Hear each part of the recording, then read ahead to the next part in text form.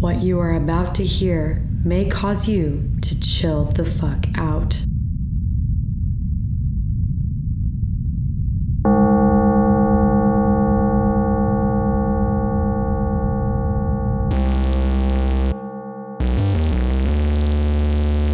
Hello and welcome to the Kakos Industries corporate shareholder announcements. At Kakos Industries, we help you to do evil better. My name is Corin III and I am CEO here at Kakos Industries. It has been busy here to say the least since you last heard from me. Melantha had to do more of her announcements, and long story short, we finally did resolve our problems regarding her ownership of Kakos Industries stock. It was complicated and a little bit messy, but it appears to be almost done now. I'll get to that more later.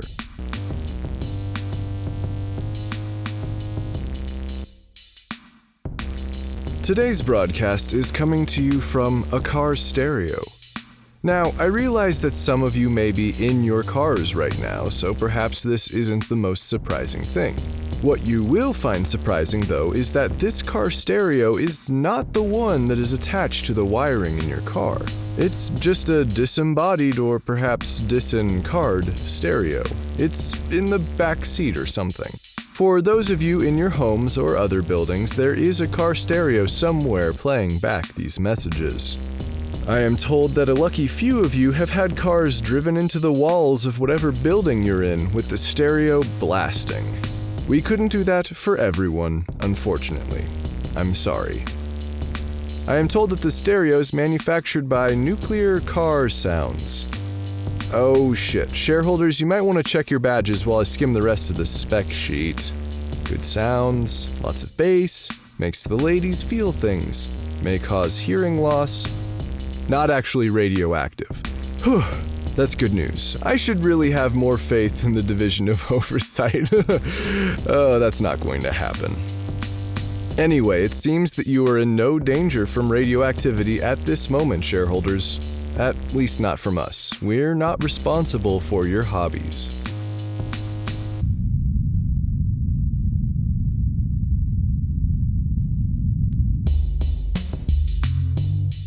The celebration of books went down just like we planned. Last year's celebration quickly devolved into a lot of nerdy group sex and role-playing, which we hadn't planned on. This year we did plan on that, and it happened, just like last year. I was personally expecting it to go much further than before. I'm not sure what I was expecting, maybe costumes, like the characters in romance novels? I don't know. I suppose the power of imagination was strong with this group, and costumes may not have been necessary. I found myself looking through my grandfather's old book of doodles by myself while the others were deep in the nerdy sex pile. There were quite a few drawings of a highly erotic nature. Old conquests, I would imagine. I once found just a book of names in his belongings. Almost all of them were women's names. I made some assumptions. My grandfather's drawing wasn't world-class, but these also weren't just stick figures with boobs. Anyway, at the end of the book, a letter fell out into my lap. These things tend to be timed pretty well, so I opened it then and there and read it. It turns out that it wasn't addressed to me. Instead, it was addressed to some woman my grandfather was evidently involved with. He addressed it to Love. It was pretty steamy, shareholders, let me tell you. Also, it appears that it was never sent.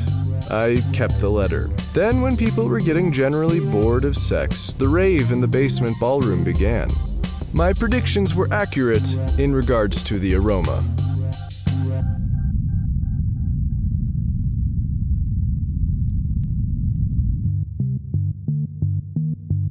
Coming up, we have Halloween again. Last year's celebration was outstanding, even though no one wanted to sew a baby into their thigh. I mean, I'm totally over that. Anyway, the only way we could think to outdo ourselves this year is by having multiple parties. That's right, we're doing a full week of Halloween parties, each with a different theme. Prepare yourselves, shareholders. The Halloween Day 1 theme is witches. Everyone come dressed like a witch. We'll do some symbolic spells and things, then we'll ride some broomsticks in the forest, if you know what I mean. The Halloween Day 2 theme will be pumpkins. Everyone should wear a pumpkin-themed costume or just wear a pumpkin, and we'll also have a carving contest. I will warn you that we have engineered pumpkins that will fight back, which is what makes the contest challenging, obviously. The Halloween Day 3 theme will be demons from around the world. Come dressed as your favorite mythological demon. We might even have some innocents to torture. Of course, I say innocents like that because, as we all know, there are none among us who are innocent. Not just among us here at Kakos Industries, but in the known universe. Not an innocent person. The Halloween Day 4 theme will be dressed as the thing you hate. It's pretty self-explanatory. Dress as a thing you hate. It doesn't have to be the thing you hate the most. We do want to see you actually wearing a costume after all. Dress as that one barista, dress as a politician, dress like an ancient philosopher. It's up to you. I will say that anyone dressing as a caricature or perhaps a stereotype of any group of people will be openly ostracized, possibly to the point where they will be forced to leave the celebration. Nobody wants your bigoted bullshit in the background of their selfie, okay? The Halloween Day 5 theme is lingerie. Come wearing your best, most erotic, most revealing intimates. Really wow us if you can. Spread our eyelids wide and give everyone that warmth deep in the pelvis. Now, before I move on to the next day's festivities, I would like to speak primarily to the men planning on attending this event. Listen, guys, the girls who come to this event are going to be decked out. It's going to be their fanciest and their best. A lot of them will even go shopping before the event to prepare for it. There are going to be straps and lace and buckles and cutouts and all sorts of amazing feats of fabric engineering. Considering all of that, a pair of silk boxers isn't really going to cut it, okay? It's not for me, it's for the festival itself. We want everyone to look great. And if you do show up with your half-assed bro getup, what we force you to wear in its place might be well beyond what you're comfortable with. It's okay to be weird, it's not okay to be boring. The Halloween Day 6 celebration is candy corn, so please do not show up. We had this idea that we wanted to do a full week, but really we need an extra day to set up for Day 7. So, on Day 6, go to a friend's party to give yourself a break from the week-long bender here at Kakos Industries. Wear a fun costume or whatever, have some pumpkin spice porter, whatever it is that you do. If you do show up, you're going to have to eat some candy corn, and if you do happen to like candy corn, you sicko, then it's going to be enough candy corn that you will never want to eat it again. Day 7 will be totally insane. You are definitely not prepared for this. We've designed a psychoactive substance that makes Halloween into the Halloween you've always imagined. The festivities we have planned will twist and shift into the idyllic, off-the-wall, people turning into sexy monsters wet nightmare that you've always wanted. The celebration will look just like whatever your favorite Halloween episode of television told you it should be. It's going to be amazing. And one of you is getting a goddamn baby in your thigh, okay? It's going to happen, and I'll be selecting at random if I have to. Fuck. Please remember that anyone dressed as a zombie at any of the parties this year runs the risk of being shot on sight.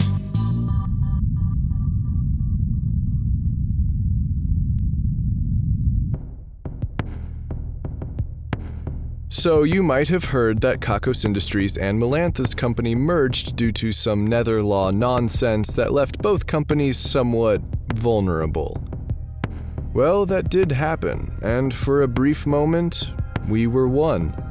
I walked into work that day to see a lot of new faces around the building, people working on projects I don't remember hearing about. And when I made it up to my office, I found Melantha sitting at my desk behind a sign that said Melantha Murther, co-CEO of something I couldn't read.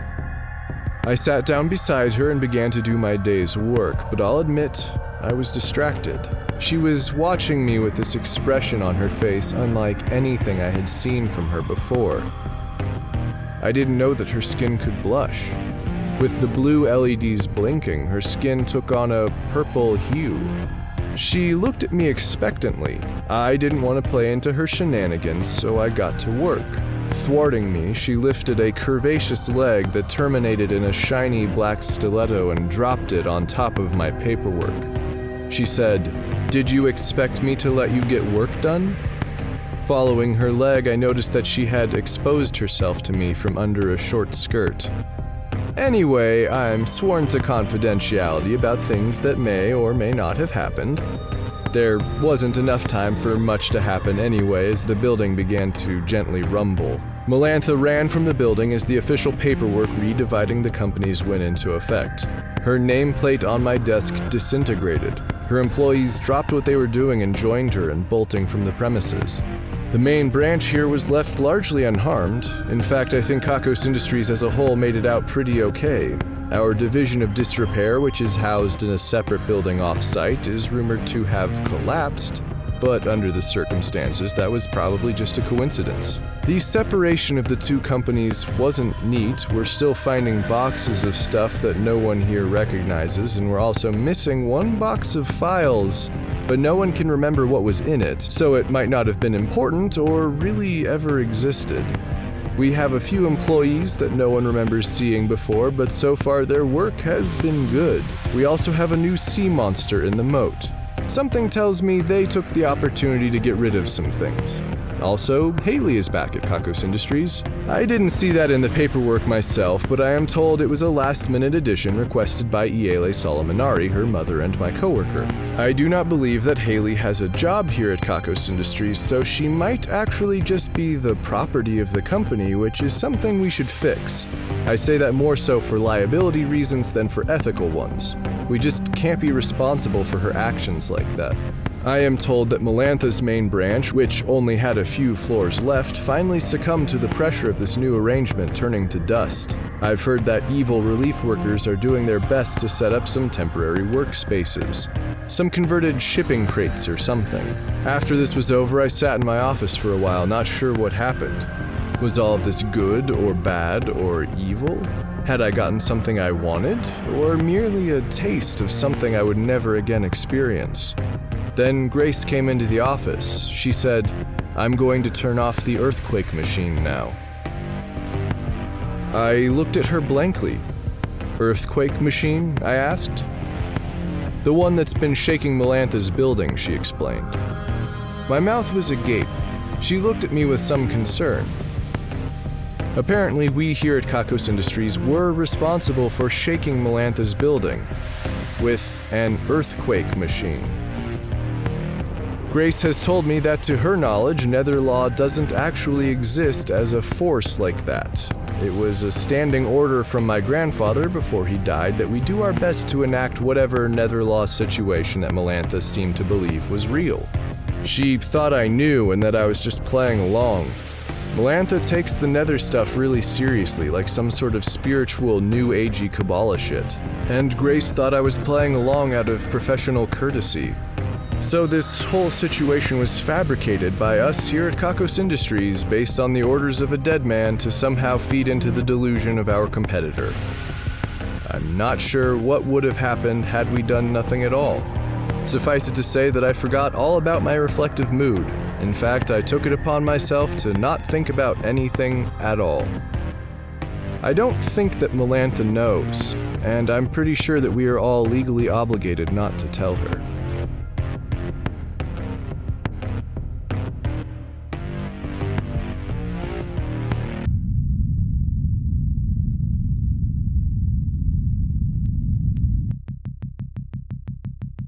I have some news about the Division of Sexual Experimentation and their new sex toy. It's some difficult news to deliver tactfully, but it's important to remember that we're talking about a machine here, and not a living thing. Keep that in mind. Anyway, it seems that the device has been working its way up the chain of guilt, as we might want to think about it. The test subjects found themselves feeling guilty about sex again in only a few days after the device worked with them and then their mothers. The device is reported to have then worked with any living grandmothers of the test subjects before working with the men in these women's lives, including brothers, fathers, grandfathers, and many others. We are told that the device has been reported to mercilessly massage the prostate of any man known to have ever uttered a disparaging word about women's sexuality until he sees the error of his ways. I am told that it is quite a profound moment. I am also told that due to this device working its way through the population, a small percentage of the population has actually changed their thoughts on the matter of women's sexuality.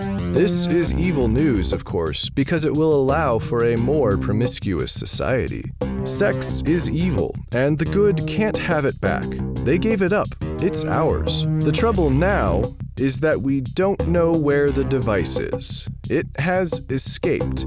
We can only imagine that it is in the process of changing some minds out there through unimaginable ecstasy. If the device has found you, then we do apologize and encourage you to call us immediately so we can capture it. To give you an idea of what to look for, the device is non-phallic and, more importantly, non-humanoid. It is a metal pedestal on two gyroscopically balanced wheels. At the top, it has a long, flexible arm with a round attachment at the end, which is the business end. There's a cleaning basin somewhere inside. There are also a series of robotic eyes around the pedestal. I would like to assure any of you that encounter this device that the eyes do not record anything. Your time with this device is private. Please let us know if you have any information about the whereabouts of this renegade sex toy.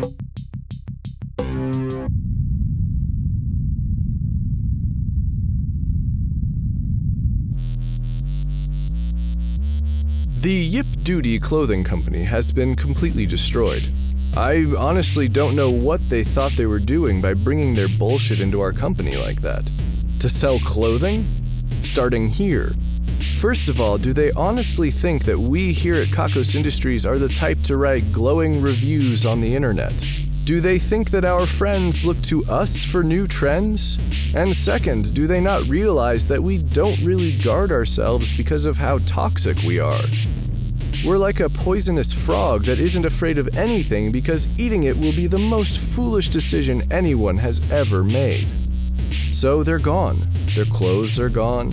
Their buildings are gone. The paperwork they filed for incorporation is gone. Their website has been taken down. Their most loyal customers have been rounded up and sent to hell. The raid chimps massacred their staff. What were they thinking? I just can't understand why they would be willing to put themselves through that. This is another gentle reminder, Kakos Industries shareholders. Don't ever fuck with us.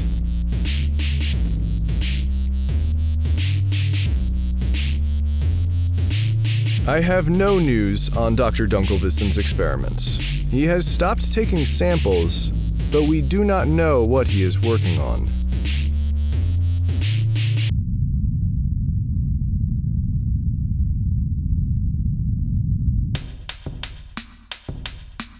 I have news about hell. The labor camp is still operating optimally. There's not much more we can hope for there. And most of the horrors lurking in the caves there stay away from the camp. I believe this may be an instance of game recognized game. The settlers, however, are not affiliated with Kakos Industries, so they get slaughtered by the handful. That's not a metaphor. Some of those things down there have just giant hands. We have been unable still to locate what it is that has sped evolution in this way and caused such amazing mutations, but the evidence of it is everywhere. One monster is just a giant hand. Another is a small body with really long arms and really long fingers. A third has arms and hands radiating from a center point, creating a sort of ball of hands that rolls around. It's spooky. I've only seen images on the perimeter cameras myself. I want one. I mean, I know that they're only cute when they're small, and there's also really no place to put a collar, but I want one. I want a freaky ball of hands from deep in the earth. We're looking into it.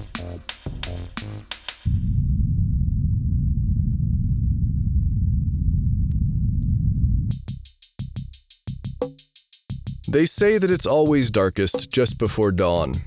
That's just false. I don't know who started saying that. It gets lighter before dawn. This is things we're taking credit for now. This week we're taking credit for people who can't smell how strong their perfume is, people who can't smell how bad their breath is, and people who can't smell. Of course, there is no way to know for certain if we are responsible for any of those things, but we don't have any doubts either. If you happen to disagree with our lack of doubt, you might soon find out a couple things for certain. One of them being about the time frame of your death.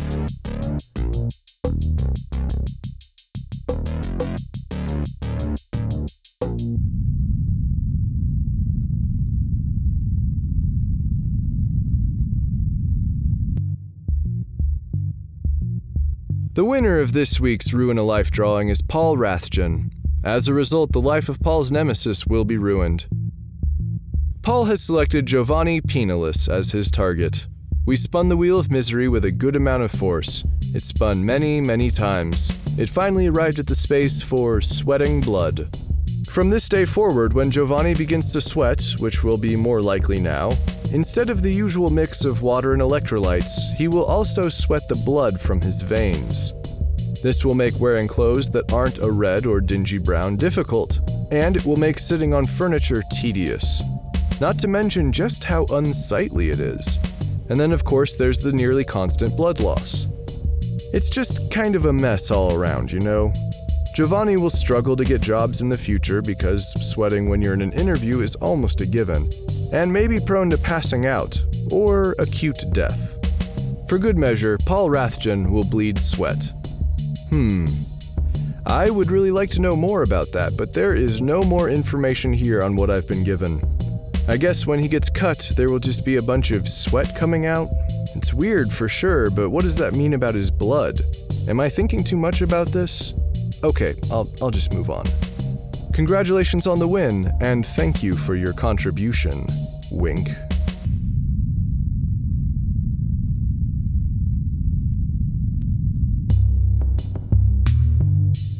That brings us to the end of this broadcast, shareholders. Just wreck that stereo, bust it up, kick it to shit, crush all the parts of it, ruin it. The numbers are next.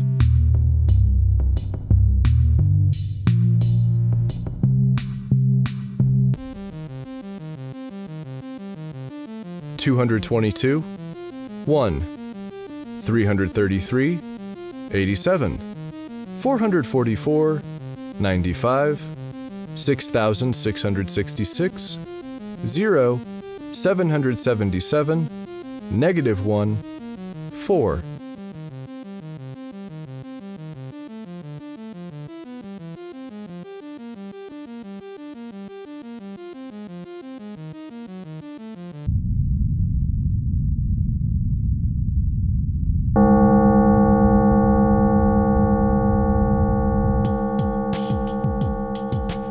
Kakos Industries is written and produced by Conrad Mishuk, who is also the voice of Corin Deeth.